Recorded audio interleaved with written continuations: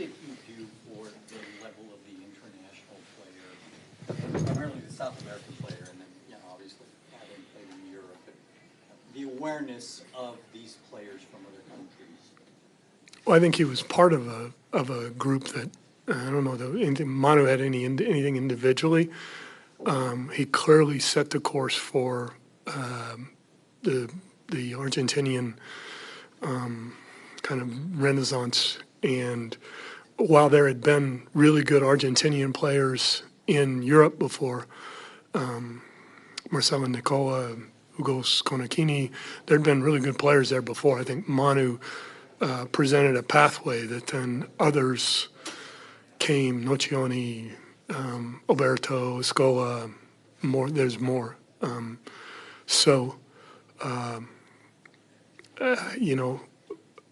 I think that group together is probably the example of one of the best teams that has ever played together in basketball.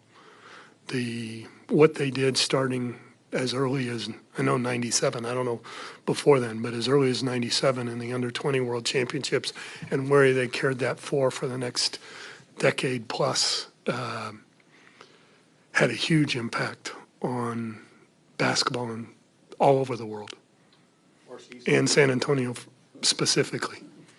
You see a lot of players obviously come and go and stuff, but what his connection with the fans is legendary. I mean, obviously, what was it about? Well, if you had to pinpoint, what was it about him, his whole persona, that he was just so you couldn't have probably drawn up a better guy for this community, for the city, the way they. Well, I think it's not just this community. Anywhere we went, any place in the NBA, and anywhere Manu went throughout the world, the respect that people had for him, the appreciation for the way he played and the way he carried himself and the way the teammate he was. I mean,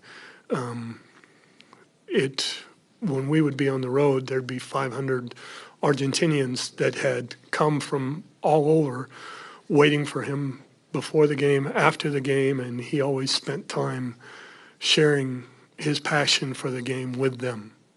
And I think so that wasn't just in San Antonio. Now, it probably helped that he spoke Spanish in our community, but he had that same affinity with people no matter where he went. I see you and Papa both sort of describing Manu in his early days as kind of being like a wild colt out there. Do you remember it was a while ago, but any sort of early possession or play or a sequence that kind of showed that injecting that unpredictability onto the floor brought something really special to the team? I don't know that there's an early, but there's probably 10,000 YouTube examples that of that unpredictability. And I think it's probably more Pop and my misinterpretation than understanding that this who Manu is, and this is how he played, and this is why people love to play with him, love to play against him, love to watch him play. I think most teammates that would have played with him, I remember sitting with a couple of them after they'd retired saying Manu's one of the few players that I'd ever pay to go watch. And I think, don't say that because that makes it sound like, but Manu's one of the guys that I would go out of my way to go watch play. And that was equaled by the respect that he carried and the standards that he held himself to for his teammates, for his coaches, for his country. It was across the board. Pop talked about it, and Patty talked about it this morning. Patty referred to his intellectual curiosity, and Pop said the same thing. He's the most curious human being I've ever been around, and he's so smart. The guy said when they went on road trips, he's big on math. Apparently, I didn't know that. He was big on riddles and all this kind of stuff, and he always had stuff for the guys. And is he one of the smartest, not only players, RC, but just people throughout your long career that you've been around? I just think he's unique. I don't know how you say he was smartest or not, but Manu's unique in his approach to life and his approach to his family. When we drafted Manu and on an early trip to Italy to watch him play. You know, I had dinner with he and Monty, and the example that they've provided for our community, for our family room, for our organization is such that, you know, they'll be incredibly, they already are incredibly difficult to replace, but our organization will be better because they continue to be involved. So that's my hope.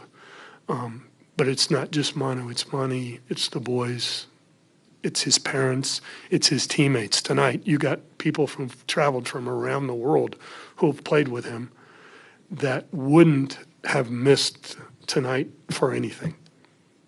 The superlatives. What do you remember after the first time you saw Manu? About the first time you saw It would have been the under 20 World Championships in Australia in 1997, and he was not the best player on their team, but his passion for the game was clearly evident. His passion for his team was clearly evident, and the competitiveness with which he approached every possession was evident. The superlatives have just been rolling in recent days, but what does it take, what is the mindset for a player that can come off the bench when he was clearly capable of being a starter in just about any NBA lineup? The fact that he spent most of his career coming off the bench, just what does that say about him? What was the mindset for him and that approach? Well, it set an unbelievable example for our entire program of sacrificing for the best of the team. And I know it was challenging for him because there was a country whose basketball lore he carried on his back, and to be able to sacrifice and do what was best for our team that put us in the position to be successful, to wanting to be a part of something bigger than himself. He clearly made sacrifices every place along the way, including his national team, the devotion that he gave to his country. I mean, you think about it, he played till he was 41 years old. I think he also played 24 months of national team over his career. That's another 3 NBA seasons with national team participation. So in dog years, he's a lot older than he looks. But it was his passion for the game. It was his passion to compete. It was the love that he shared with his team. What do you think he'll do moving forward? I know he's still. You know, I would ask him that question, and if he tells you, I'll be surprised. He's not going to coach. Pop said he's not going to. He's too smart for that. Pop said. I don't know what to tell you. Thanks, RC. Thanks, RC. Yep. Thank you, guys.